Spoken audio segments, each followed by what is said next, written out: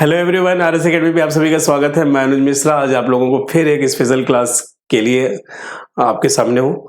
आज की क्लास में हम लोग देखने वाले हैं बहुत ही इम्पोर्टेंट सेशन। और मैं आपसे बोलूँ कि देखिए, जो हमारा सब्जेक्ट है फंडामेंटल्स ऑफ मैकेनिकल इंजीनियरिंग, इस सब्जेक्ट में कभी-कभी कुछ स्टूडेंट बोलते हैं सर कि बाकी तो सब प्रिपरेशंस अच्छी है, लेकिन जो डेरिवेशंस है उसमें थोड़े से डाउट्स हैं। तो आज मैं आपको इस सब्जेक्ट में जितने भी डेरिवेशंस बन सकते हैं उन सभी डेरिवेशंस को एक ही वीडियो में कराने वाला हूं और बहुत ही आसानी से, जिससे कि आपके एग्जाम में ये डेरिवेशंस पूछ लिए जाएं तो आप आसानी से बना सकते हैं। देखिए, इसमें जो सबसे ज़्यादा अभी तक जो पूछा गया है, अभी तक जो सबसे ज़्यादा डेरिवेशंस पूछा गया है उसमें है कि इजी म्यू, ये हमारे पास इजी म्यू, ई के म्यू, इजी के, ये ज्यादा पूछा गया है और पूछा गया है पास्कल्स लॉ। तो ये जो चार डेरिवेशन से ज्यादा पूछे गए हैं, लेकिन जो हमारा जो सिलेबस अभी चेंज हुआ था, केएमई कोड से बीएमई कोड हुआ था, तो उसके बाद से फोर्थ सिस्टम ऐड हुआ। तो फोर्थ सिस्टम से पैरेललोग्राम का जो डेरिवेशन है वो आ जाता है, वरीग्रन थ्योरम, और एक सिंपल सा और डेरिवेशंस बनता है जो कि 2 लाइन का है, जो कि सीओपी है, रेफ्रिजरेटर के सीओपी और हीट पंप के सीओपी में क्या अंतर है। ठीक है, तो आज का सेशन हम स्टार्ट करने वाले हैं। इस सेशन में हम सभी ये डेरिवेशंस बहुत आसानी से देखने वाले हैं। पांचों यूनिट पूरे सब्जेक्ट में सिर्फ इतने ही डेरिवेशंस बनते हैं। यदि ये डेरिवेशंस आप कर लीजिए तो आपको मालूम है कि डेरिवेशंस पे यदि आपने पूरा स्टेप लिखा है तो नंबर कटने के चांस बहुत ही मिनिमम होते हैं। तो आपको ऑलमोस्ट 7 में 7 नंबर का डेरिवेशंस पूछ लिया गया तो 6 आसानी से मिल जाते हैं। तो चलिए आज का लेक्चर स्टार्ट करता हूँ। सबसे पहले हमारे पास है पैरेललोग्राम लॉ ऑफ फोर्सेस। यदि मान लीजिए कि आपके पास क्वेश्चन आ जाए कि पैरेललोग्राम लॉ ऑफ फोर्सेस को आप डिफाइन करिए या फिर इसको क्या स्टेटमेंट है उसको बताइए, और साथ ही साथ इसके मतलब फोर्स के बीच में क्या रिलेशंस है। तो हम ये पहले से जानते हैं। ये बोलता है, पैरेललोग्राम लॉ बोलता है, it states that if two concurrent forces acting simultaneously on a body be represented in magnitude and directions by the two sides of parallelogram, parallelogram के दो साइड्स के द्वारा यदि रिप्रेजेंट किया जाए तो उनका जो रिजल्टेंट होगा वो रिप्रेजेंट करेगा मैग्नीट्यूड और डायरेक्शंस में डायगोनल ऑफ पैरेललोग्राम, पैरेललोग्राम के डायगोनल को रिप्रेजेंट करेगा। तो अब इसे यदि हम बनाना चाहें तो ये देखिए,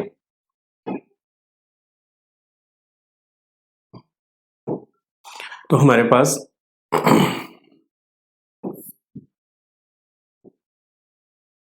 ये हमारे पास P है और ये हमारे पास जो है Q है, और ये P और Q जो है थीटा एंगल पे, P और Q थीटा एंगल पे। तो मैंने ये सिमिलर P और बनाया, एक P बनाया, और ये इसके पैरेलल ये है P, इसके पैरेलल ये Q है। तो हमने इसको ज्वाइन किया तो ये हमारे पास क्या हो गया, रिजल्टेंट R, ये रिजल्टेंट R हो गया। ठीक है, तो हमने ये इसको मैं एक रेक्टेंगल में बना लेता हूँ, कन्वर्ट कर लेता हूँ। ठीक है, तो ये हमारे पास एक रेक्टेंगुलर शेप में दिख रहा है, तो इसको मैं बोल सकता हूँ ओ ए सी बी। क्या बोल देता हूं मैं, ओ ए सी बी। तो ये जो हमने परपेंडिकुलर ड्रॉ किया, इस परपेंडिकुलर की वजह से मैं इसको अब एक नया नाम दे देता हूं। इसको नाम दे देता हूं मैं डी। क्या नाम दे देता हूं इसको मैं, डी। ठीक है, तो अब देखिए सिंपल सी बात है। तो ये जो हमारा Q है ना, ये जो हमारा Q फोर्स है, ये है P फोर्स। Q और P के बीच में जो एंगल है वो क्या है, थीटा है। Q और P के बीच में एंगल क्या है, थीटा है। तो ये जो Q है, ये Q यहाँ से भी हमें दिख रहा है, ये Q हमें यहाँ से भी दिख रहा है। तो Q का हॉरिजॉन्टल से जो एंगल बन रहा है थीटा, तो यहाँ पे भी जो एंगल बनेगा वो क्या बनेगा, थीटा। क्या बनेगा, ये भी एंगल थीटा बनेगा। कौन सा बनेगा एंगल, ये भी एंगल थीटा। तो अब यदि मैं बात करूं ये, तो Q का जो बेस का कंपोनेंट होगा ना वो क्या हो जाएगा, Q cos थीटा। क्या हो जाएगा, Q cos थीटा। और ये जो वर्टिकल कंपोनेंट है ना वो क्या हो जाएगा, Q sin theta. Vertical component क्या हो जाएगा, Q sin थीटा। और हम तो जानते ही हैं यहां से यहां तक की दूरी जो है P है। तो अब यदि मैं एक ट्रायंगल की बात करूं, किसकी बात करूं मैं, ट्रायंगल की बात करूं, वो ट्रायंगल क्या है, OCD। तो इस ट्रायंगल से हम जानते हैं, क्या हम जानते हैं, we know that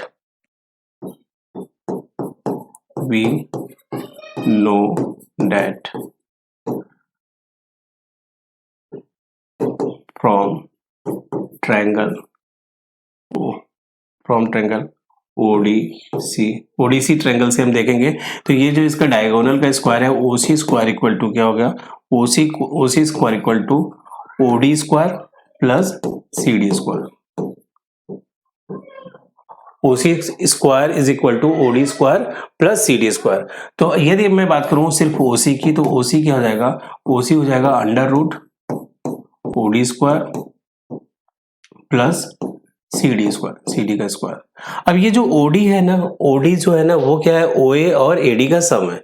तो मैंने क्या लिख दिया, ओडी की जगह मैंने क्या लिख दिया, ओ ए प्लस एडी का, ओए प्लस एडी का स्क्वायर प्लस सीडी का स्क्वायर। और हम पहले से जानते हैं, हम क्या जानते हैं, हम जानते हैं कि ओए जो है वो किसके बराबर है, ओए जो है वो पी के बराबर है और एडी जो है वो किसके बराबर है, एडी जो है वो क्यू कॉस थीटा के बराबर है, किसके बराबर है, क्यू कॉस थीटा के बराबर है। और सीडी जो है वो किसके बराबर है, सीडी जो है वो क्यू साइन थीटा के बराबर है, किसके बराबर है, क्यू साइन थीटा।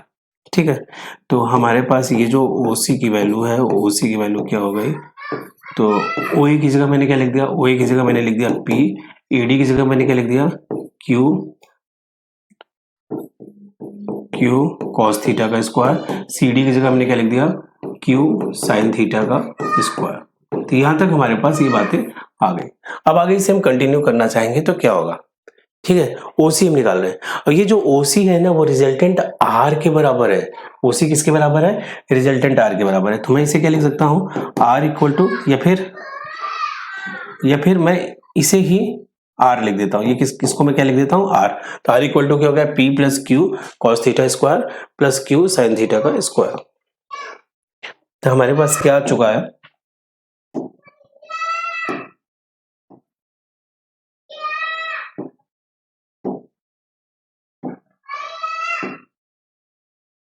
हमारे पास आ गया ये R equal two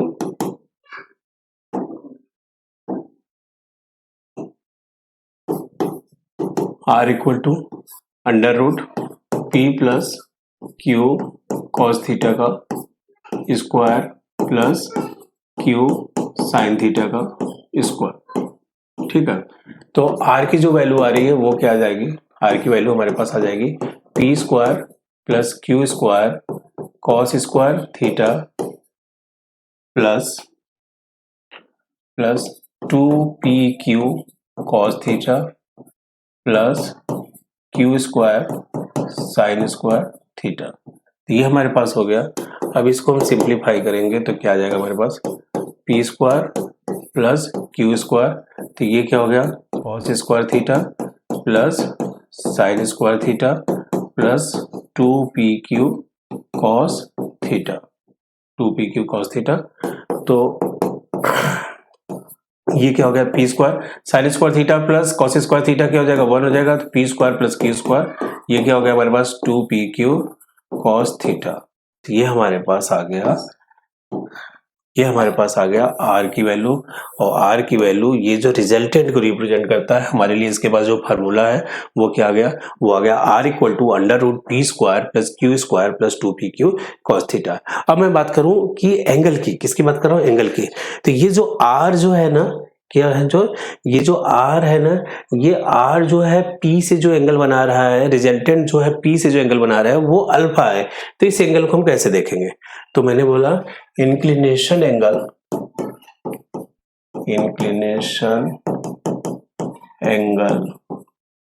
of resultant, from force P force से इसका एंगल क्या होगा। तो ये मैं बात करूं tan, इसको हमने एंगल क्या मान रखा है, अल्फा मान रखा है। तो मैंने क्या कर दिया, tan अल्फा इक्वल टू ये tan का क्या होता है हम जानते हैं, तो tan जो होता है, tan अल्फा इक्वल टू क्या हो जाएगा, perpendicular upon base. tan alpha equal to क्या हो जाएगा, परपेंडिकुलर अपॉन बेस। और परपेंडिकुलर की हम बात करें तो परपेंडिकुलर क्या है, क्यू साइन थीटा, और बेस क्या है, बेस ये है ओडी। तो या फिर मैं बोलूँ CD अपॉन OD, क्या मैं बोलूँ CD अपॉन OD, तो मैं tan अल्फा इक्वल टू मैंने क्या बोल दिया CD अपॉन OD। और OD जो है वो क्या है, OD जो है वो है OA प्लस AD, क्या है OA प्लस AD। CD क्या है, CD जो है वो है Q साइन थीटा, और OA क्या है P है, AD क्या है Q कॉस थीटा। ये हमारे पास क्या हो गया tan अल्फा। तो अल्फा इक्वल टू क्या हो गया, अल्फा इक्वल टू हो गया tan inverse Q sine theta upon P plus Q cos theta. ये हमारे पास जनरल फार्मूला आ गया, ये हमारे पास क्या आ गया जनरल फार्मूला आ गया। अब हमारे पास P और Q के बीच में, अब हमारे पास P और Q के बीच में जो एंगल है ना, ये थीटा है, ये थीटा चेंज हो तो इस थीटा के चेंज होने के साथ साथ हमारा रिजल्टेंट जो है उसकी वैल्यू भी, और हमारा जो एंगल है रिजल्टेंट और हॉरिजॉन्टल फोर्स P के बीच में ये वैल्यू भी चेंज होती है। तो इसके लिए मैं कुछ केस देखता हूँ। तो मैंने देखा केस फर्स्ट, क्या देखा हमने केस फर्स्ट, केस फर्स्ट में मैंने मान लिया थीटा इक्वल टू क्या हो गया 90, थीटा इक्वल टू 90 हो गया, तो r इक्वल टू क्या हो गया under root P square plus Q square plus 2pq cos theta. तो कॉस 90 की वैल्यू कितनी होती है, कॉस 90 की वैल्यू होती है 0, कॉस 90 की वैल्यू 0 होती है। तो r इक्वल टू क्या हो गया under root P square plus Q square, तो ये हमारे पास रिजल्टेंट की वैल्यू आ गई। अब tan अल्फा की बात करो, तो tan अल्फा की बात करूँ या फिर अल्फा की बात करूँ, मैं किसकी बात करूँ अल्फा, अल्फा इक्वल टू हो गया tan inverse Q sine 90 divided by P plus Q cos 90। तो ये हो गया हमारे पास अल्फा tan इनवर्स साइन 90 की वैल्यू 1 होती है Q अपॉन P। तो ये हमारे पास किसके लिए वैल्यू आ गया, ये हमारे पास वैल्यू आ गया जब थीटा क्या हो 90 डिग्री हो, तो जब थीटा 90 होगा तो ये वैल्यू होगी। दूसरी वैल्यू की मैं बात कर रहा हूँ किसकी, अब हमारे पास दूसरा जो है जब केस में ले रहा हूँ case theta equal to 0, case second में ले रहा हूँ, case second theta equal to हमारे पास क्या है 0, थीटा 0 ले रहा है तो क्या हो जाएगा, तो r इक्वल टू क्या हो गया हमारे पास अंडर रूट पी स्क्वायर, और यहाँ पे मैंने कॉस 0 की वैल्यू बोली 1, तो ये क्या हो गया P square plus Q square plus 2pq cos 0। तो यहाँ पे ये जो वैल्यू है वो क्या हो गया P square plus Q square plus 2pq। तो ये r जो है वो क्या हो गया r हो गया p प्लस क्यू का होल स्क्वायर, तो r इक्वल टू क्या हो गया हमारे पास p प्लस क्यू। ठीक है, अब अल्फा की बात करें तो अल्फा इक्वल टू क्या हो जाएगा tan inverse q sine 0 upon p plus Q cos 0। तो साइन 0 की वैल्यू कितनी होती है 0 हो जाती है, तो ये अल्फा इक्वल टू हमारे पास क्या आ गया 0 आ गया। ठीक है, तो ये आपने देखा कि बहुत ही आसानी से हमने इन क्वेश्चंस को सॉल्व कर लिया पैरेललोग्राम लॉ में। तो ये बहुत बेसिक्स क्वेश्चन है, बेसिक्स डेरिवेशन है, सब्जेक्ट बहुत ज्यादा आसान है। आप घबराते हैं तो मैं ये नहीं सोच पा रहा हूँ घबरा क्यों रहे हो। यदि थोड़ा सा हम ध्यान से पढ़े ना, थोड़ा सा बिल्कुल एकदम कॉन्सेंट्रेट होके मतलब बिल्कुल मन से हम पढ़े कि नहीं हमें इन चीजों को समझना है और अच्छे से समझ के लिखना है, तो मुझे कहीं से भी नहीं लगता है कि आपको 1% की भी दिक्कत होगी। तो एग्जाम का टाइम चल रहा है, प्लीज आप 1-2 घंटे का टाइम दीजिए सब्जेक्ट को, और मेरी ये पूरी गारंटी है कि इस सब्जेक्ट में आपके बहुत अच्छे नंबर आए। ठीक है, नेक्स्ट हमारे पास है वरिग्नस थ्योरम। वरिग्नस थ्योरम ने कहा कि मान लीजिए कि हमारे पास कोई कोप्लेनर फोर्सेस हैं जो कि एक्ट कर रहे हैं किसी बॉडी पे, तो उनका जो अलजेब्रिक सम होगा मोमेंट का डिफरेंट, मान लो कि हमारे पास 2 फोर्स लग रहे हैं P एंड Q, तो उस P एंड Q का जो अलजेब्रिक सम होगा मोमेंट का किसी पॉइंट के अबाउट, वो सम उस रिजल्टेंट का मोमेंट उसी सेम पॉइंट के अबाउट के बराबर होगा। ठीक है, तो ये इन्होंने कहा if coplanar forces are acting on a body, then algebraic sum of moment of all the forces about a point in a plane of forces is equal to the moment of their resultant about the same point के बराबर होगा। तो चलिए ठीक है, तो हम फिर से दूसरे डेरिवेशंस की तरफ बढ़ते हैं और इस डेरिवेशंस को हम देखने की कोशिश करते हैं। तो मैंने पैरेललोग्राम की तरह मैंने एक बार फिर से मैं फोर्सेस हम लोग बनाने की कोशिश कर रहे हैं। तो ये मैंने मान लिया कि हमारे पास ये फोर्स P है और ये दूसरा फोर्स हमारे पास क्या है, Q है।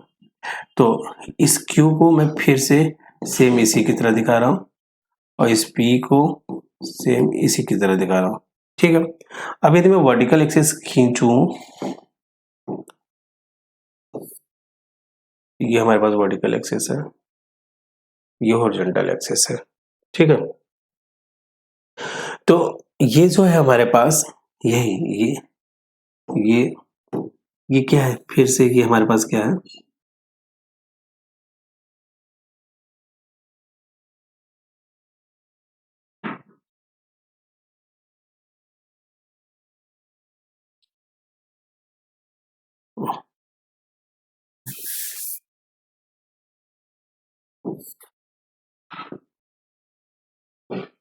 तो ये हमारे पास क्या है, P है, ये हमारे पास Q है। मैंने एक वर्टिकल एक्सिस खींच दिया ये, और मैंने एक हॉरिजॉन्टल एक्सिस खींच दिया ये P है, ये Q है, ठीक है। P के सिमिलर मैंने एक और फोर्स खींचा, ये बिल्कुल P के सिमिलर जा रहा है, और दूसरा मैंने एक Q के सिमिलर खींच दिया ये। तो ये हमारे पास क्या है, अभी भी P ही है और ये क्या है, Q है, ठीक है। तो हमें इसको दिखाने की जरूरत नहीं है, तो लेकिन मैंने आपको बता दिया, ठीक है। तो ये हमारे पास ये पॉइंट हो गया। अब हम क्या कर रहे हैं कि ये हमारे पास फोर्स है, P जो एंगल बना रहा है, P जो एंगल बना रहा है हॉरिजॉन्टल से, वो एंगल क्या है, अल्फा। P जो इसके अलावा भी थोड़ा सा एक रिजल्टेंट और बना ले रहा हूं मैं, क्या बना ले रहा हूं, रिजल्टेंट। ये हमारा क्या है, रिजल्टेंट R। P जो एंगल बना रहा है हॉरिजॉन्टल से वो क्या है, अल्फा, और Q जो एंगल बना रहा है हॉरिजॉन्टल से वो क्या है, बीटा, और रिजल्टेंट जो एंगल बना रहा है हॉरिजॉन्टल से वो उस एंगल को मैंने मान लिया थीटा। क्या मान लिया उस एंगल को, थीटा, अल्फा बीटा थीटा, ठीक है। तो ये इतनी सिंपल सी बातें हो गई। अब मैं थोड़ा सा नंबरिंग करता हूँ। तो ये जो एंगल है ना, ये जो पॉइंट है, इस पॉइंट को मैं क्या बोल दे रहा हूँ, O। इस पॉइंट को क्या बोल रहा हूँ, O। और ये जो पॉइंट है, इस पॉइंट को मैं क्या बोल दे रहा हूँ, A। इस पॉइंट को मैं क्या बोल दे रहा हूँ, B। क्या बोल दे रहा हूँ, B। तो ये जो है P का हॉरिजॉन्टल एंगल है अल्फा, तो यहाँ भी P का हॉरिजॉन्टल एंगल क्या होगा, यहाँ पे भी P का हॉरिजॉन्टल एंगल क्या होगा, अल्फा। तो ये जो हॉरिजॉन्टल कंपोनेंट है वो क्या हो जाएगा, P cos अल्फा। क्या हो जाएगा, P cos अल्फा। तो यहाँ पे मैं इसको वैल्यू लिखना चाहूँ तो ये क्या हो जाएगा, P cos अल्फा। क्या हो जाएगा, P cos अल्फा। और यहाँ से यहाँ यदि इसकी बात करें तो ये क्या हो जाएगा, इसका एंगल बीटा है, तो ये क्या हो गया, Q cos बीटा। क्या हो जाएगा, Q cos बीटा। ये Q cos बीटा हो गया और ये क्या हो गया, P cos अल्फा, ठीक है। तो इतनी बातें हम लोगों ने यहाँ पे कर लिया है। अब एक चीज और, हमारा ये जो है R है, क्या है ये, R है, और इस R का बेस का कंपोनेंट की बात करें तो वो किसके बराबर हो जाएगा, R cos थीटा के बराबर हो जाएगा। किसके बराबर हो जाएगा, R cos थीटा। तो मैंने ये भी लिख लिया कि मैं इस पूरी डिस्टेंस की बात करूं तो ये क्या हो जाएगा, R cos थीटा। क्या हो जाएगा, R cos थीटा। तो ये सिंपल सा डायग्राम है, छोटा सा डायग्राम है, हम लोगों ने इसके बना लिया। अब हम क्या कर रहे हैं कि हमें मोमेंट लेना है। क्या करना है, हमें मोमेंट लेना है। तो मोमेंट लेने के लिए हमने क्या किया कि एक पॉइंट लिया, इस पॉइंट पर उसको मैंने क्या बोला, M। क्या बोला मैंने इस पॉइंट को, M। तो इससे मैंने एक परपेंडिकुलर ड्रॉ किया, इस पे ये परपेंडिकुलर ड्रॉ किया। इसकी दूरी यहाँ से जो है वो क्या है, D1, ठीक है। और ये जो एंगल बनाएगा ना, परपेंडिकुलर सॉरी इंक्लाइंड का हॉरिजॉन्टल से जो एंगल होता है वही वर्टिकल का इंक्लाइंड से होता है। तो ये एंगल कितना हो गया, ये एंगल हो गया अल्फा। ये एंगल कितना हो गया, अल्फा। या फिर मैं इस अल्फा को इधर साइड में लिख देता हूं जिससे दिक्कत ना हो। तो ये एंगल क्या हो गया, अल्फा।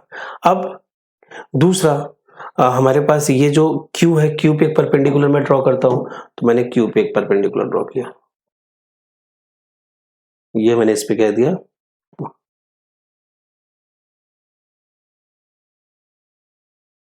तो ये मैंने Q पे एक परपेंडिकुलर ड्रॉ किया, और ये जो दूरी है ना, ये क्या हो गई इसकी, यहाँ से ये दूरी हो गई D2। ये कितनी हो गई, D2 हो गई। D2 दिख रहा है आपको, ये हो गया D2, ये D2 है और D2 का Q का हॉरिजॉन्टल से एंगल बीटा था, तो ये वर्टिकल से भी एंगल ये क्या हो जाएगा, ये एंगल हो जाएगा बीटा। क्या हो जाएगा एंगल बीटा। अब हम एक परपेंडिकुलर ड्रॉ करेंगे किस पे, एक परपेंडिकुलर ड्रॉ करेंगे हम इस पे रिजल्टेंट पे। तो ये हमारा क्या हो गया, इस पे परपेंडिकुलर ड्रॉ कर दिया। तो इस रिजल्टेंट का हॉरिजॉन्टल से जो एंगल था वो कितना था, थीटा था। तो ये एंगल भी कितना हो गया हमारे पास, ये एंगल भी हमारे पास हो गया थीटा। तो ये हमारे पास एक पूरा डायग्राम बन गया। अब हमें क्या करना है कि सिर्फ मोमेंट लेना है सभी पॉइंट के अबाउट। क्या करना है, मोमेंट लेना है। तो देखिए मोमेंट लेना कितना आसान है। अब सबसे पहले हमें ये ट्रायंगल देखना है। तो मैंने अब क्योंकि हमें थोड़ा-सा कॉस अल्फा, कॉस बीटा और कॉस थीटा के बारे में कुछ हमें जानकारी लेनी है, तो मैंने सबसे पहले डायग्राम में ये एंगल लिखा। तो ये एंगल कुछ इस तरह से आपको दिख रहा है। कैसा दिख रहा है? अभी मैं उसी सेम कलर में निकाल देता हूँ जिससे कि आपको दिक्कत ना हो। तो ये आपको ऐसे दिख रहा है, फिर इस तरह से दिख रहा है, फिर क्या दिख रहा है? ऐसे दिख रहा है।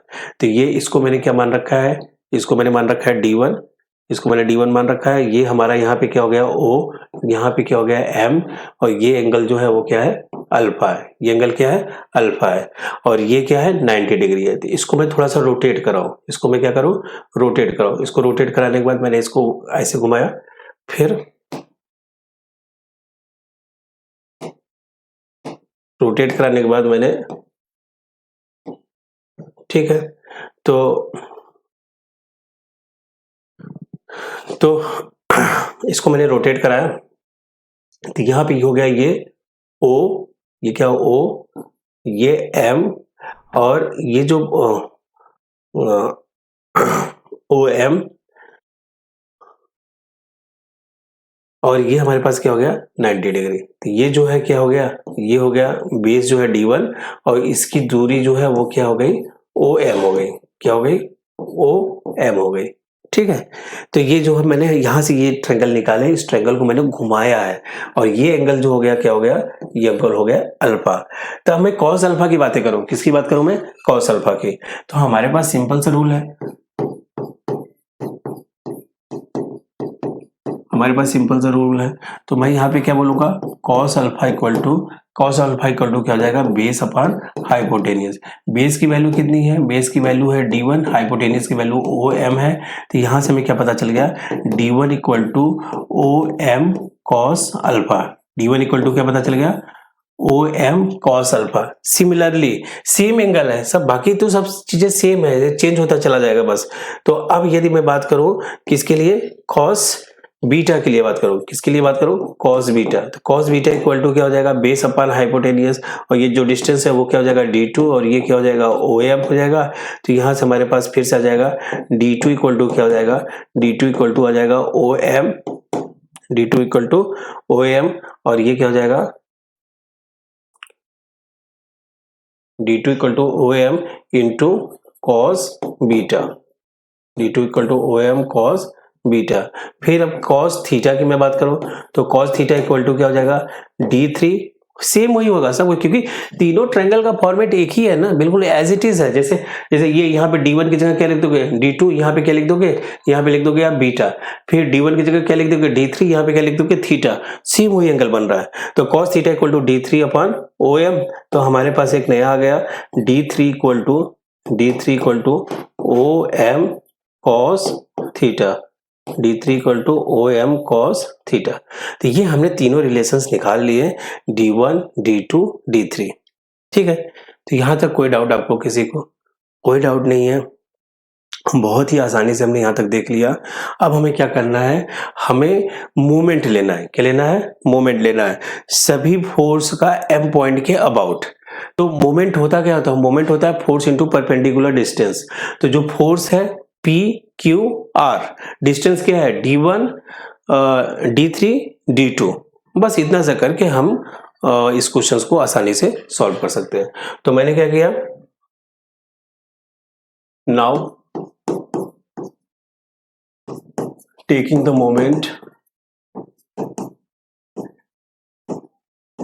moment of all forces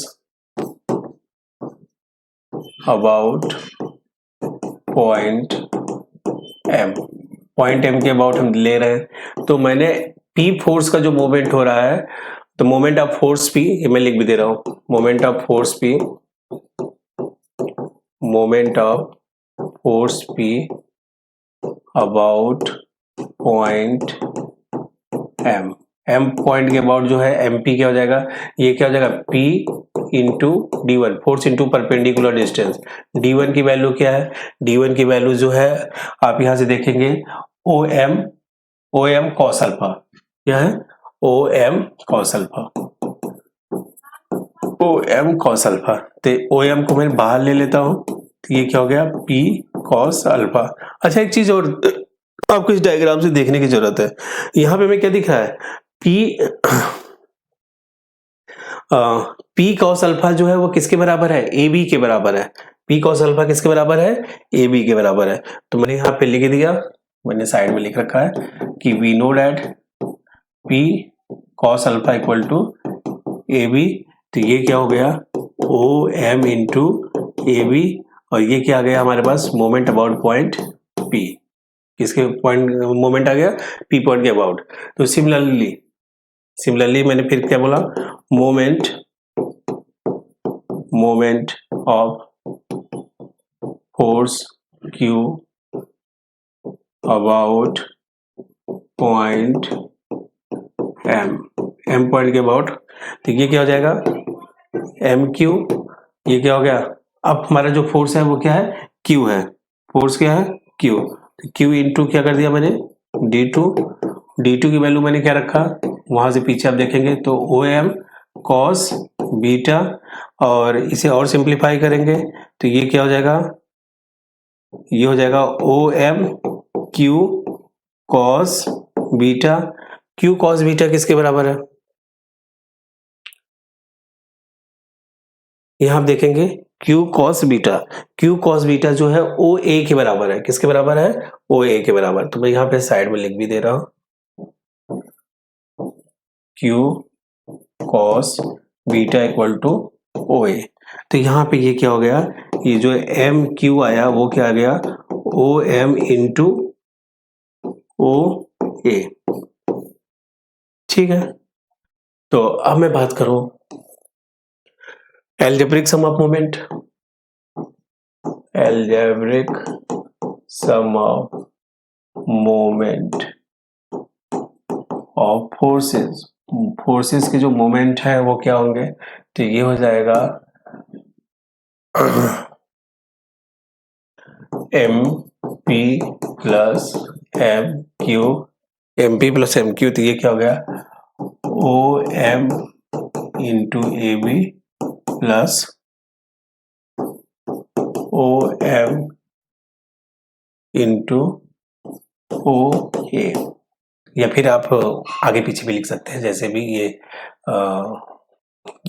ठीक है। तो हमारे पास क्या, ओ एम को हमने बाहर ले लिया, तो ये हमारे अंदर क्या बचा, ओ ए प्लस ए बी।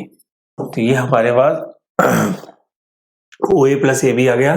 तो इसे हम क्या कहेंगे, और सिंप्लीफाई करें, तो और सिंप्लीफाई करने के बाद हमारे पास ओ ए और ए बी किसके बराबर है, ओ बी के बराबर है। तो मैं इसे एक लाइन और लिख सकता हूं कि M P plus M Q equal to क्या हो गया, O M into O B. ये हमारे पास क्या हो गया, इक्वेशन नंबर 1, क्या हो गया, इक्वेशन नंबर 1। अब जो हमारे पास रिजल्टेंट आर है, उस रिजल्टेंट का मोमेंट एम पॉइंट के अबाउट क्या हो जाएगा, सेम वही रिजल्टेंट आर पे जो मोमेंट है R, force into perpendicular distance, force क्या है आर, परपेंडिकुलर डिस्टेंस क्या है d3, परपेंडिकुलर डिस्टेंस क्या है, ये जो है वो है d3।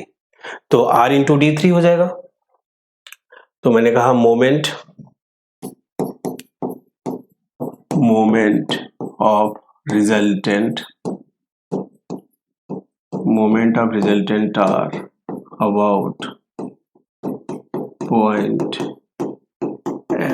एम पॉइंट के अबाउट देखना चाहते हैं, तो ये जो एम आर है वो क्या हो जाएगा, हो जाएगा आर इंटू d3, और d3 जो है वो क्या है, d3 की वैल्यू आपको यहाँ पे दिख रही है, d3 है O M cos theta, d3 क्या है, d3 जो है वो है ओ एम कॉस थीटा। इसे सिंप्लीफाई करेंगे तो ओ एम को बाहर ले लिया आपने, आर कॉस थीटा। तो आर कॉस थीटा की जो वैल्यू होती है वो किसके बराबर हो जाएगी, वो बराबर हो जाएगी ओ बी, हम जानते हैं, और cos theta equal to O B. तो ये हमारे पास क्या हो गया, M R, moment of force या moment of resultant R about point M. ये देखिए, और कॉस थीटा जो है वो ओ बी के बराबर है, आर कॉस थीटा जो है ओ बी के बराबर है। तो ये हमारे पास इक्वेशन नंबर 1 था, ये हो गया equation number 2। From equation number 1 and 2 M R equal to M P plus M Q. तो मैं यहां से लिख सकता हूं, ये लास्ट वाला पॉइंट मैं यहां पे लिख देता हूं, from equation 1 and 2, from equation 1 and 2 M R equal to M P plus M Q. Proof हो गया। आप यही कहना चाह रहे थे कि सभी फोर्सेस का जो मोमेंट होता है अबाउट एनी पॉइंट, वो रिजल्टेंट के मोमेंट के सम के बराबर होता है। तो ये हमने यहाँ पे क्या कर लिया, प्रूव कर लिया। तो ठीक है, ये हमने यूनिट फर्स्ट के जितने भी न्यूमेरिकल थे उनको हमने आसानी से प्रूव कर लिया। अब हम लोग बातें करने वाले हैं यूनिट फर्स्ट का ही नेक्स्ट टॉपिक, जो है relations between E G mu and के।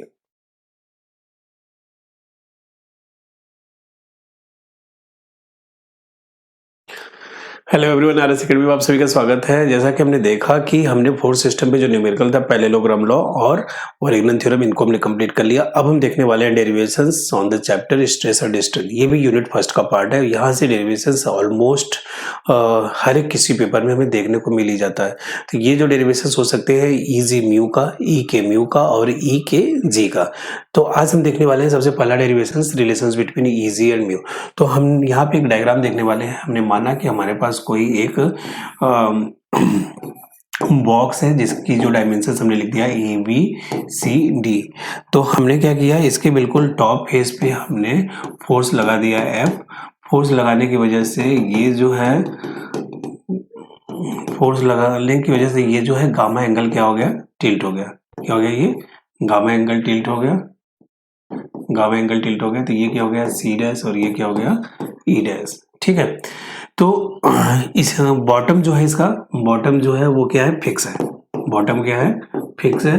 और यहाँ पे हमने फोर्स शेप लगाया, तो इधर भी जो अपोजिट डायरेक्शन से फोर्स शेप लगेगा, जिसकी वजह से इस डायरेक्शन में शियर स्ट्रेस टाउ, या फिर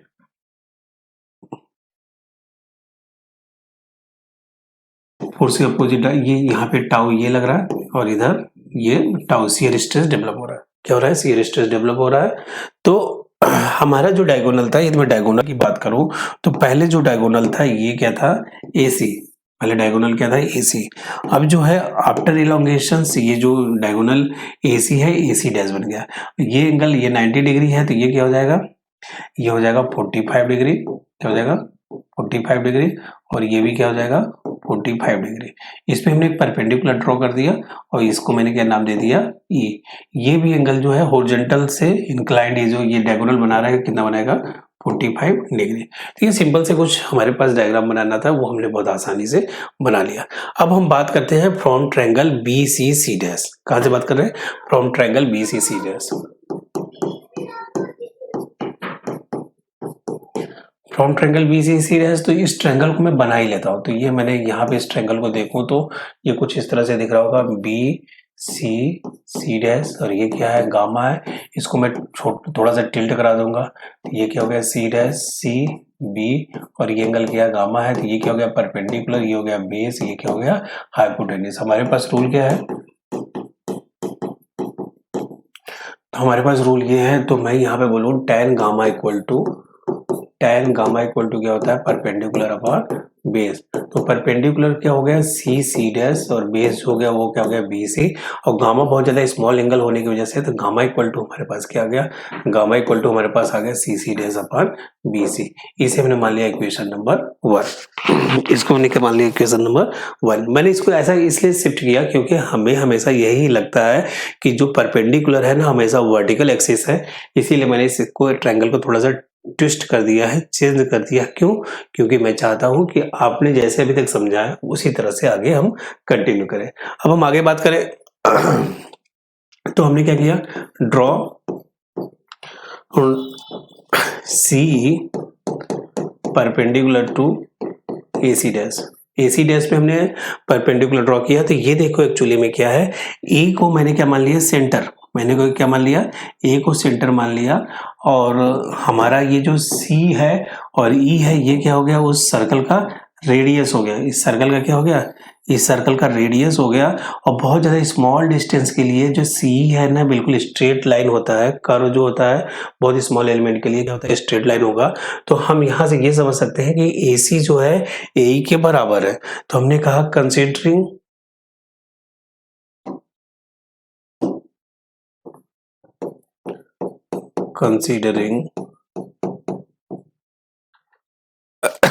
C as an arc, C as an arc with A as a center। ये क्या होगा, सेंटर होगा। ठीक है, तो इसकी वजह से क्या हो जाएगा, सो EC इक्वल टू क्या हो जाएगा हमारा, A।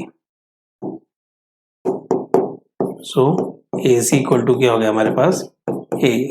AC किसके बराबर हो गया, AE के बराबर हो गया। ठीक है, तो यहाँ तक कोई डाउट है किसी को? बिल्कुल सिंपल सा है, कुछ भी ऐसा नहीं मैंने अभी तक कुछ खास किया है जिससे हम लोगों को कोई दिक्कत हो। तो यहाँ तक आपने देख लिया, और यहाँ तक बहुत ज्यादा आसान है। तो हमारे पास ये क्वेश्चन नंबर 1 हो चुका था। अब हम क्या करेंगे, इलोंगेशन ऑफ डायगोनल। किसकी बात करेंगे हम, इलोंगेशन ऑफ डायगोनल। अब डायगोनल की इलोंगेशन की मैं बात करता हूँ। तो आपने इसको नोट कर लिया होगा।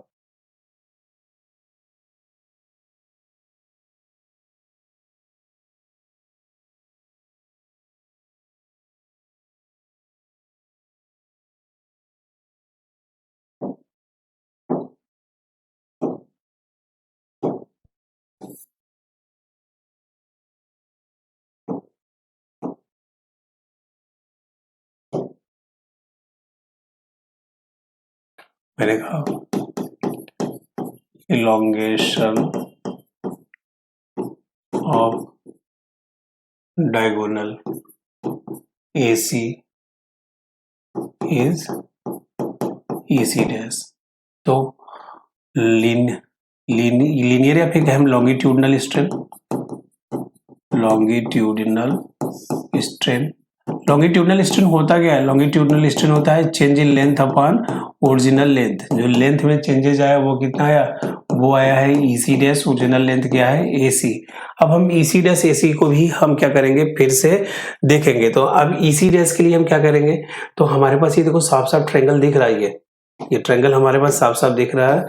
तो ये आप यहाँ पे देखेंगे तो ये क्या हो गया हमारे पास, E हो गया, ये हो गया C हो गया, ये C डैश हो गया, और ये एंगल कितना हो गया, 45 हो गया। कितना हो गया, 45। ये इसका बेस, हाइपोटेनियस, परपेंडिकुलर। और हम जानते हैं, हम यहाँ से क्या जानते हैं, हम यहाँ से ये जानते हैं cos 45 equal to base EC dash upon hypotenuse. cos क्या होता है, cos 45 इक्वल टू क्या हो गया, बेस अपॉन हाइपोटेनियस। बेस कितना हो गया, EC डैश, और हाइपोटेनियस क्या हो गया, CC डैश। तो cos 45 EC डैश कितना है, EC डैश को ही हमें यहाँ पे EC डैश को ही हमें यहाँ पे CC डैश में कन्वर्ट करना है। तो मैं यहाँ पे लिख दूंगा कि EC डैश इक्वल टू क्या हो गया हमारे पास, CC dash cos 45, CC dash cos 45। तो इस वाले रिलेशंस में हमारा ये क्या हो गया, ये हो गया EC डैश की जगह CC डैश cos 45। ठीक है, अब दूसरा क्या बनता है, बचता है हमारे पास, दूसरा बचता है AC का। तो AC के लिए क्या करना पड़ेगा, हमें ये ट्रायंगल देखना होगा। कौन सा ट्रायंगल, ये इधर से, ये देखो, ये हमारे पास A, ये हमारे पास C, ये हमारे पास B। ये एंगल क्या है, 45 है। तो इसको हम थोड़ा सा स्विच ट्विस्ट कर देंगे, या फिर कह सकते हैं टिल्ट कर देंगे, घुमा देंगे।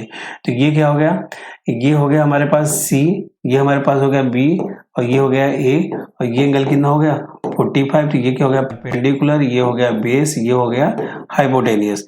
तो अब मैं यहाँ पे बात करूँ किसकी,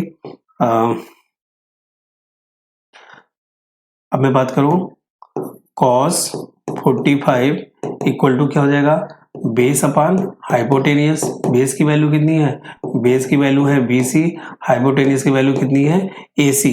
तो हमें AC को चेंज करना है, तो AC इक्वल टू क्या हो गया, BC अपान cos 45।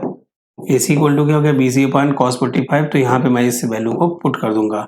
तो यहाँ पे हमारे पास जो स्ट्रेन की वैल्यू है, AC की जगह मैंने क्या लिख दिया, BC अपॉन cos 45। ये cos 45 ऊपर चला जाएगा, तो ये क्या हो गया, CC dash cos square 45 divided by BC। और cos स्क्वायर 45 की जो वैल्यू होती है वो कितनी हो जाएगी, 1/2।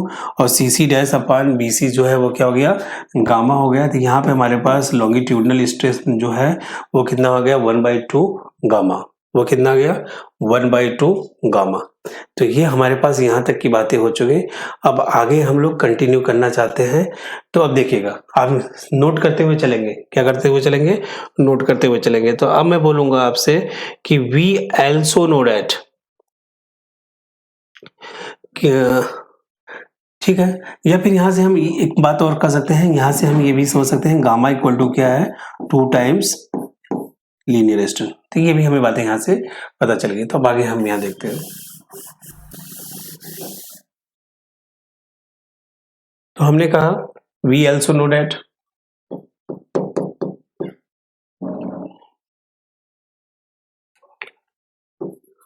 वी ऑल्सो नो डैट, हम ये भी जानते हैं, क्या जानते हैं, हम जानते हैं जो शियर स्ट्रेस है, मॉडुलस ऑफ रिजिडिटी है, वो क्या होता है, shear stress upon shear stress, G equal to tau upon gamma. तो यहाँ से हम लिख सकते हैं G इक्वल टू क्या हो गया, tau upon, sorry, G equal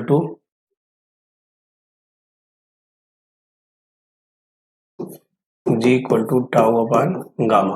ठीक है, टाउ अपॉन गामा हो गया। तो यहाँ पे मैं गामा इक्वल टू बोलूँ तो ये क्या हो जाएगा, टाउ अपॉन जी। और अभी अभी हमने देखा tau equal to, sorry, gamma equal to क्या है, 2 एप्सिलॉन। तो ये हो गया 2E टाउ अपॉन जी। और हम ब्रैकेट में लिख भी देते हैं कि ब्रैकेट में हम ऐसा क्यों लिख रहे हैं, क्योंकि हम जानते हैं कि गामा इक्वल टू 2 एप्सिलॉन हमने अभी देख लिया है। तो ठीक है, तो इसके आगे हम अब यहाँ से हम ये लिख सकते हैं कि epsilon equal to tau upon 2G। ये हमने यहाँ तक देख लिया। लेकिन हमें कुछ पता है, but in case of pure shear, pure shear के केस में हमारा जो टाउ होगा जी के बराबर, सॉरी सिग्मा के बराबर होगा। जो शियर स्ट्रेस होगा ना वो नॉर्मल स्ट्रेस के बराबर होगा। और जो इनके बीच में एंगल होता है, थीटा के एंगल होता है ना, वो 45 डिग्री होता है। तो ये जो हमारा ऊपर रिलेशंस है ई का, ये क्या हो जाएगा,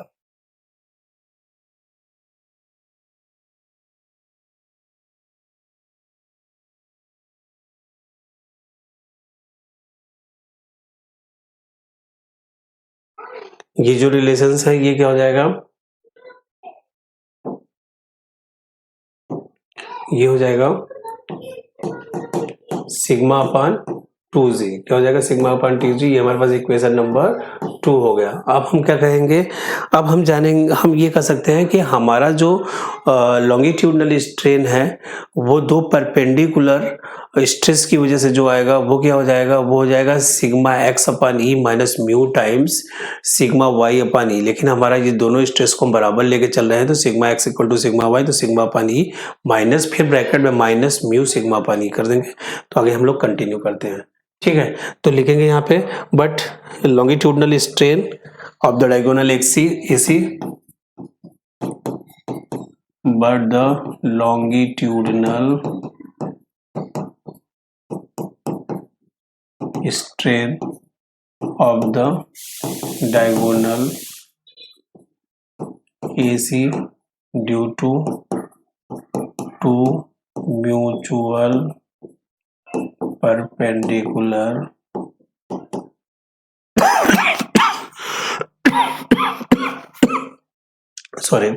due to two mutual perpendicular direct stress,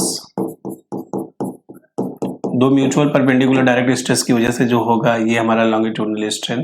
तो ये जो सिग्मा है इस, ये क्या हो जाएगा, फिर से मैं आपको यहाँ पे दिखाता हूँ ये चीजें कैसी होती हैं। देखिए हम जानते हैं कि यंग्स मॉडुलस इक्वल टू क्या होता है, stress upon strength. Strain equal to क्या हो जाता है, stress upon capital E, Young's modulus. ये क्या है, ये लॉन्गिट्यूडनल है। क्या है, लॉन्गिट्यूडनल। तो ये क्या हो जाएगा, ये हो जाएगा सिग्मा एक्स, या फिर मैं दोनों सिग्मा ही मार्क करते हैं, सिग्मा इक्वल टू ई। अब बात कर रहा हूँ लेटरल स्ट्रेन का। तो लेटरल स्ट्रेन हम जानते हैं म्यू इक्वल टू क्या होता है, lateral strain upon longitudinal strain. तो ये माइनस साइन होता है। तो यदि मैं लेटरल स्ट्रेन की बात करूं तो लेटरल स्ट्रेन जो हो जाता है वो कहता है minus mu times longitudinal strain. तो हमने अभी भी लॉन्गिट्यूडनल देखा, क्या हो गया, सिग्मा अपॉन ई। तो ये क्या हो गया, लेटरल माइनस, ये क्या हो गया, माइनस म्यू सिग्मा अपॉन ई। लेकिन ये क्या हो रहा है, डायरेक्शंस भी, बीडी का जो डायरेक्शन, बीडी जो है वो क्या हो रहा है, रिड्यूस्ड हो रहा है, कंप्रेशन हो रहा है।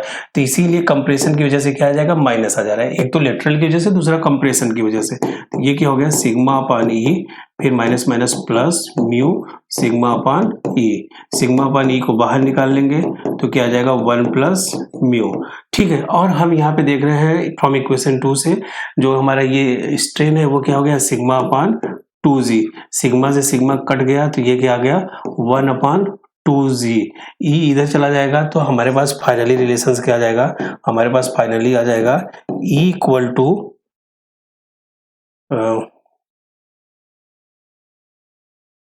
ये 1 अपॉन 1 अपॉन ई हो गया, ई इधर आ गया तो हमारे पास क्या आ गया, equal to 2g 1 plus mu, equal to 2g 1 plus mu. ये हमारा डेरिवेशन से यहीं पे क्या हो गया, कंप्लीट हो गया। बहुत ज़्यादा आसान था। तो ये आपको इतनी छोटी सी बातों को ध्यान रखना है और आसानी से कंप्लीट कर लेना है। ठीक है, नेक्स्ट हमारे पास रिलेशंस बिटवीन ई के एंड म्यू। तो हमने क्या माना कि हमारे पास क्यूबिकल बॉक्स है, इस क्यूबिकल बॉक्स पे सभी साइड्स में क्या लग रहे हैं, स्ट्रेस लग रहे हैं। एक्स डायरेक्शंस में लग रहा, जो लग रहा है वो है क्या, सिग्मा एक्स। वाई डायरेक्शंस में जो लग रहा है वो क्या है, वो है सिग्मा वाई। जेड डायरेक्शंस में जो लग रहा है वो क्या है, सिग्मा जेड, सिग्मा वाई। और जेड डायरेक्शन में जो लग रहा है वो क्या है, सिग्मा जेड। ठीक है, तो ये हमारे पास लग रहा है, जिसकी वजह से क्या होगा कि हमारे जो ये जो बॉक्स है ना इसमें स्ट्रेन आएगा, क्योंकि स्ट्रेस लग रहा है, डिफॉर्मेशंस भी हो रहा है, तो स्ट्रेन आएगा। तो स्ट्रेन में एक्स डायरेक्शन, वाई डायरेक्शन और जेड डायरेक्शन में भी देखूंगा। और ये क्यूबिकल बॉक्स में सभी तरफ से स्ट्रेस लगने की वजह से इसमें एक वॉल्यूमेट्रिक स्ट्रेन भी आएगा। तो हम आगे बातें करते थे, हमने क्या किया, सॉरी, तो हम बोलेंगे कंसीडर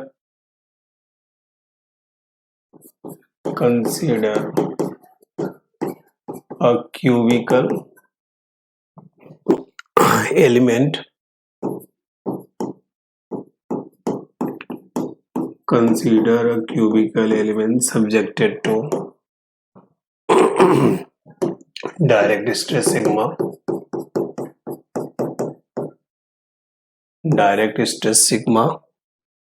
which acts simultaneously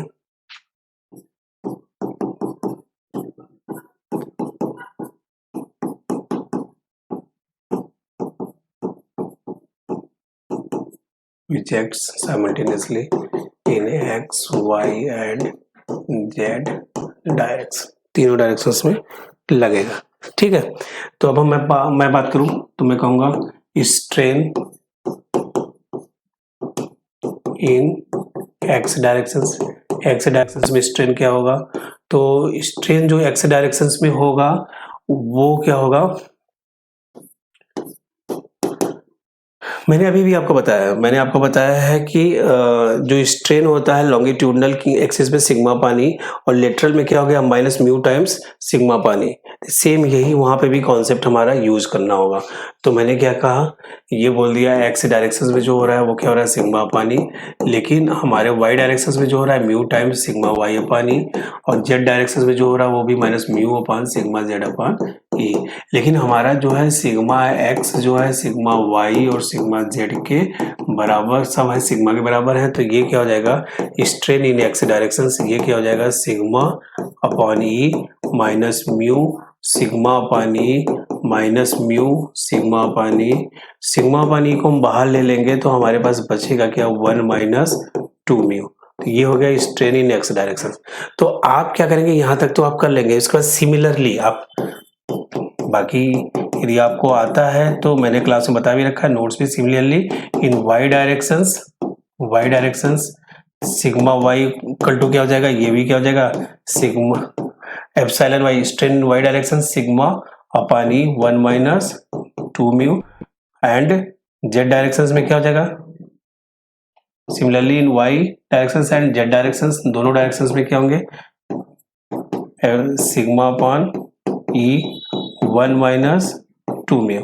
तो ये जो है टोटल, इन सभी स्ट्रेन को हम जब जोड़ देंगे तो मैं बात करूंगा टोटल स्ट्रेन। तो जो टोटल स्ट्रेन है वो क्या हो जाएगा, टोटल स्ट्रेन क्या होगा, वॉल्यूमेट्रिक स्ट्रेन। तो मैं कहूंगा वॉल्यूमेट्रिक स्ट्रेन, वॉल्यूमेट्रिक स्ट्रेन जो हो जाएगा वो क्या हो जाएगा, strain in X direction, strain in Y direction, strain in Z direction. तो ये क्या हो गया, ये हो जाएगा 3 सिग्मा अपॉन ई ब्रैकेट में क्या हो गया 1, ये देखो 3 सिग्मा अपॉन ई ब्रैकेट में 1 minus 2 mu, 1 minus 2 mu, 3 add किए इसलिए हमने क्या लिख दिया 3 सिग्मा। ठीक है, तो ये हमारे पास क्या आ गया, वॉल्यूमेट्रिक स्ट्रेन। आगे मैं बातें करूं तो मैं कहूंगा वी आल्सो नो दैट, क्या कहेंगे हम, वी आल्सो नो दैट, हम ये भी जानते हैं, हम क्या जानते हैं, हम जानते हैं कि बल्क मॉडुलस के क्या है, बल्क मॉडुलस के इज द हाइड्रोस्टैटिक स्ट्रेस या normal stress upon volumetric strain. तो ये हो गया सिग्मा, वॉल्यूमेट्रिक स्ट्रेन की जगह मैंने क्या लिख दिया 3 सिग्मा अपॉन ई ब्रैकेट में 1 माइनस 2 म्यू। ठीक है, और ज्यादा आगे कंटिन्यू करेंगे तो हम देखेंगे K equal to sigma upon 3 sigma upon E bracket में 1 माइनस 2 म्यू, सिग्मा से सिग्मा कैंसिल हो गया। तो ये हम क्या हो गया इधर 3k अपॉन ई, और ये 1 अपॉन ब्रैकेट में क्या हो गया 1 माइनस 2 म्यू, ई इधर चला जाएगा तो ई इक्वल टू क्या हो गया 3k ब्रैकेट में 1 माइनस 2 म्यू, और ये डेरिवेशंस क्या हो गया, कंप्लीट हो गया। बहुत ज्यादा आसान, तो बहुत ज्यादा आसान है, टेंशन लेने की जरूरत नहीं है, छोटी छोटी सी बातें हैं, बस आप एक बार ध्यान से पढ़ेंगे तो आसानी से पढ़ लेंगे। अब हमने देखा कि हमारे पास 2 रिलेशंस आए हैं, मैं बोलूँ यहाँ पे वी एल्सो, तीसरा रिलेशन हम चल रहे हैं, वी एल्सो नो दैट, हम ये भी जानते हैं। अभी अभी हमने देखा E equal to 3k bracket में 1 माइनस 2 म्यू, ये हमारे पास इक्वेशन नंबर 1 हो गया। दूसरा हम जानते हैं E equal to 2z bracket में 1 प्लस म्यू, इक्वेशन नंबर 2 हो गया। तो इसी इक्वेशन से हम आगे कंटिन्यू करेंगे। तो हमने क्या कर दिया ई अपान 2z ब्रैकेट में 1 प्लस म्यू।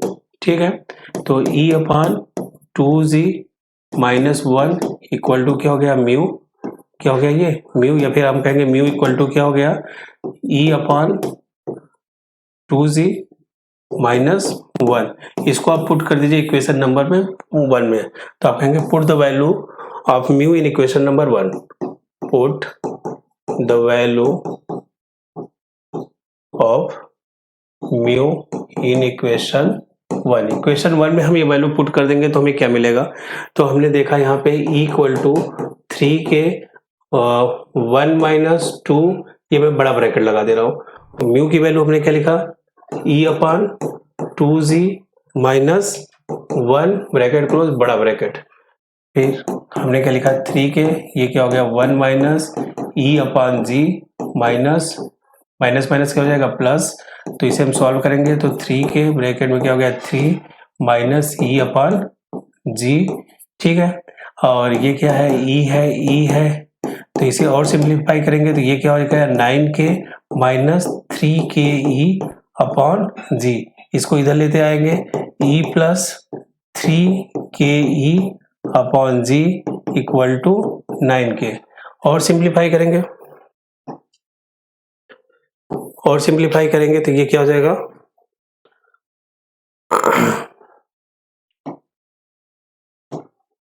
और सिंप्लीफाई करेंगे तो और क्या हो जाएगा, तो ये ई को इधर बाहर निकाल लीजिए तो ये क्या हो जाएगा ब्रैकेट में ये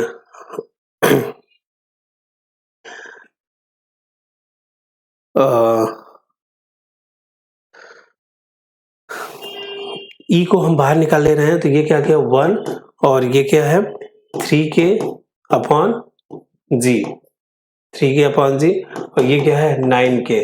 तो हम इसे और सिंप्लीफाई करेंगे तो ये क्या हो जाएगा 3k plus G divided by G और इक्वल टू क्या है 9k। इसे सॉल्व करेंगे तो ये क्या हो जाएगा 9kg अपॉन ये जी इधर चला जाएगा, ये क्या हो जाएगा 3k प्लस जी। यही हमें प्रूव करना था जो कि हमने बहुत आसानी से यहाँ पे प्रूव कर लिया। तो ये हमने देखा कि इजी म्यू के बीच का भी रिलेशन हमने कंप्लीट कर लिया। Thank you.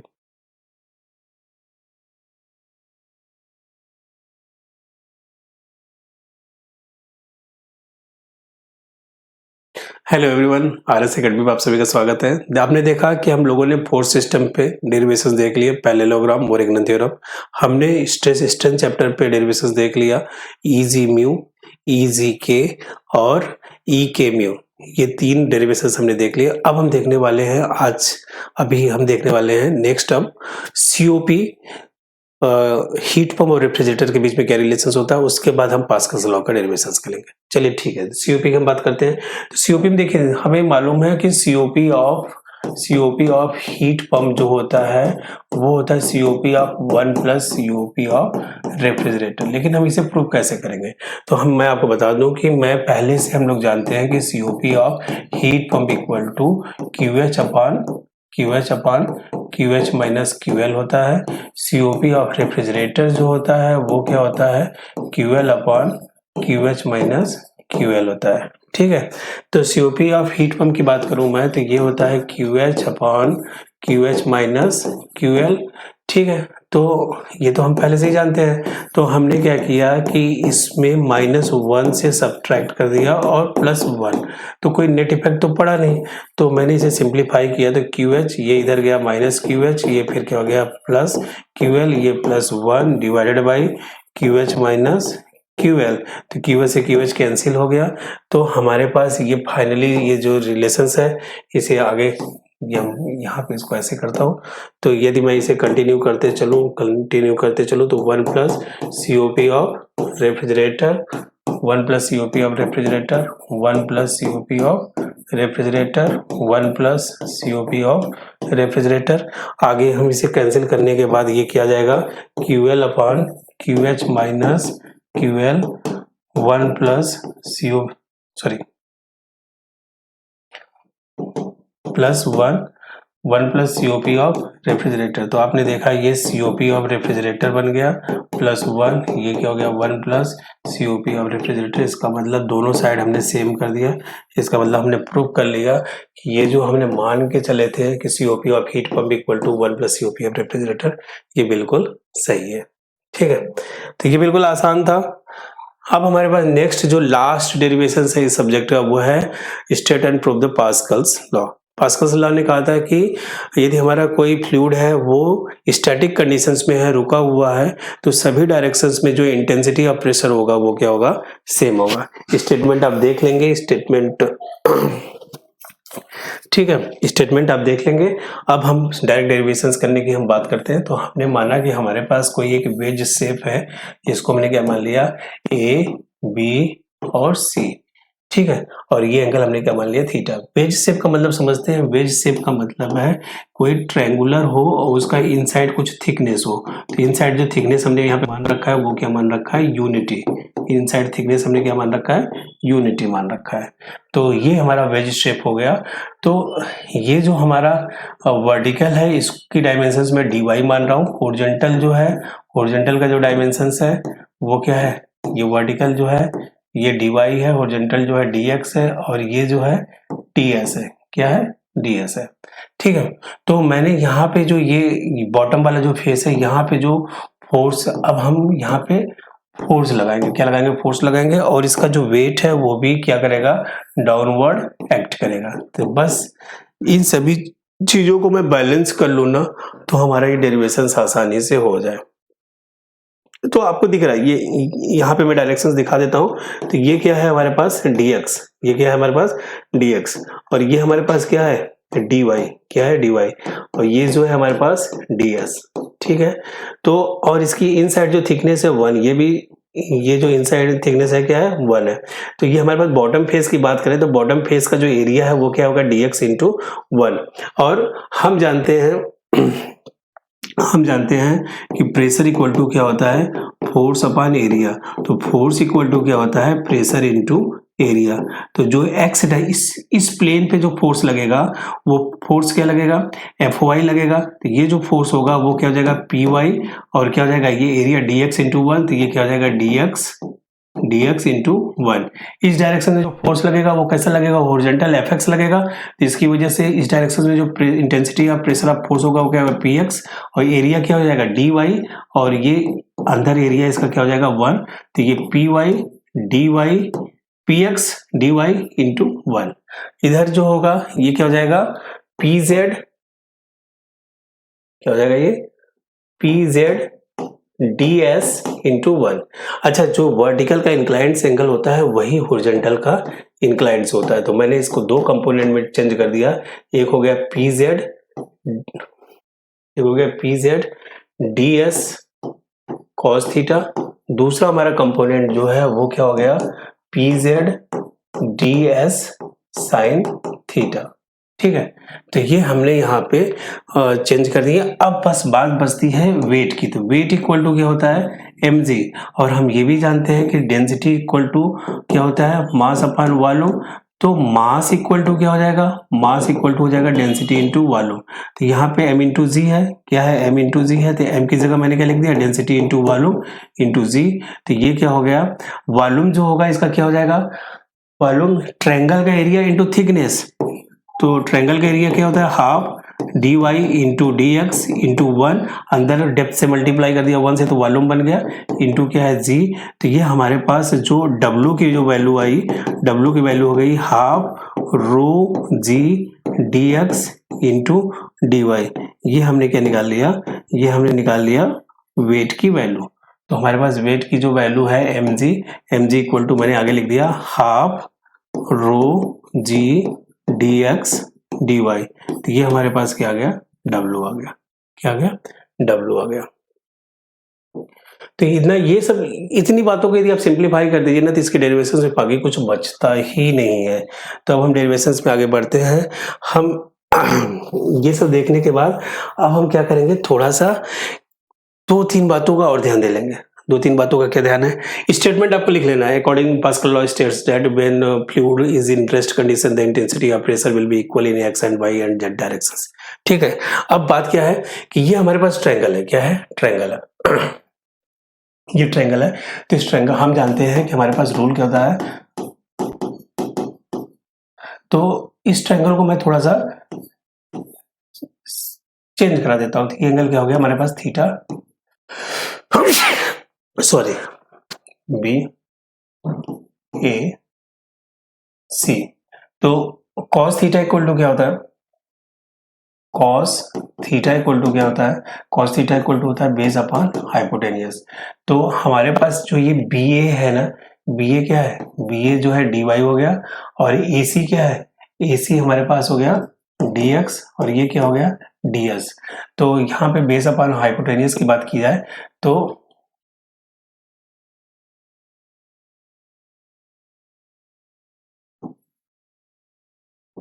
cos theta equal to ये, तो cos थीटा इक्वल टू यहाँ पे हो जाएगा बेस की जगह हमारे पास क्या हो गया बेस की जगह हमारा हो गया डी वाई, हाइपोटेनियस की जगह डी एस हो गया। तो डी वाई इक्वल टू हमारे पास जो है वो क्या हो गया d s cos theta, d y की जगह क्या आ गया d s cos theta. Triangle same है, साइन थीटा की बात कर रहे हैं, किसकी बात कर रहे हैं साइन थीटा। तो साइन थीटा क्या होता है साइन थीटा होगा परपेंडिकुलर अपॉन हाइपोटेनियस। तो परपेंडिकुलर की वैल्यू क्या है हमारे पास डी एक्स है, और हाइपोटेनियस की वैल्यू क्या है फिर से डी एस, और ये क्या है साइन थीटा। तो हमारे पास यहाँ पे dx जो है वो क्या गया dx जो है वो आ गया ds साइन थीटा, dx क्या गया ds साइन थीटा। तो ये हमारे पास dy आ गया, ये हमारे पास dx आ गया। अब हम क्या करेंगे ये सब देखने के बाद मैंने कहा बैलेंसिंग या फिर resolving the force in x directions. मैंने क्या कहा रिजॉल्विंग द फोर्स। ये आपको कॉपी में जो है ना ये राइट साइड लिखना है, पहले स्टेटमेंट लिखना है। क्या लिखना है हमें? स्टेटमेंट। क्या लिखना है? स्टेटमेंट। स्टेटमेंट लिखने के बाद ये यदि आप डायग्राम बनाना चाहते हैं डायग्राम बना सकते हैं। उसके बाद फिर इन चीजों को सिंप्लीफाई करना है। फिर आप कहेंगे resolving the force in X direction. किस डायरेक्शन में हम बात कर रहे हैं? एक्स डायरेक्शन पे। तो हमारे पास कोऑर्डिनेट सिस्टम क्या है? कोऑर्डिनेट सिस्टम देखिएगा, कोऑर्डिनेट सिस्टम हमने कुछ इस तरह से ले रखा है। तो कोऑर्डिनेट इधर हॉरिजॉन्टल फोर्स पॉजिटिव, इधर हॉरिजॉन्टल फोर्स निगेटिव, इधर वर्टिकल फोर्स पॉजिटिव, इधर वर्टिकल फोर्स निगेटिव। तो हम रिजॉल्व कर रहे हैं फोर्स को एक्स डायरेक्शंस में। तो ये जो है p x d y into 1 इधर जा रहा है, तो ये क्या है? पॉजिटिव है। तो मैंने क्या लिखा? Plus p x d y into 1।